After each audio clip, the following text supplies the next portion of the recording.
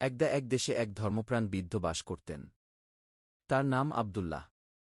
আব্দুল্লাহ সারা জীবন সৎ পথে চলেছেন, আল্লাহর ইবাদত করেছেন এবং মানুষকে সাহায্য করেছেন। কিন্তু তার শেষ বয়সে তিনি বেশ অভাবে পড়লেন। তার স্ত্রী মারা গিয়েছিলেন এবং ছেলে মেয়েরা যে যার মতো দূরে চলে গিয়েছিল। আব্দুল্লাহ খুব একাকিত্ব অনুভব করতেন এবং প্রায়ই ভাবতেন, আমি সারা জীবন ভালো কাজ করলাম, তবুও কেন আল্লাহ আমাকে এই দারিদ্র্য ও একাকিত্বের মুখে ফেলে দিলেন। একদিন আব্দুল্লাহ মসজিদ থেকে নামাজ পড়ে ফিরছিলেন।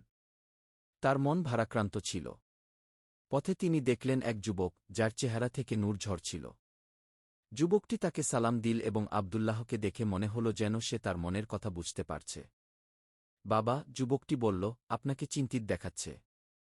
আমি কি আপনার কোনো উপকারে আসতে পারি? আব্দুল্লাহ দীর্ঘশ্বাস ফেলে বললেন, বৎস, আমি বার্ধক্যে উপনীত।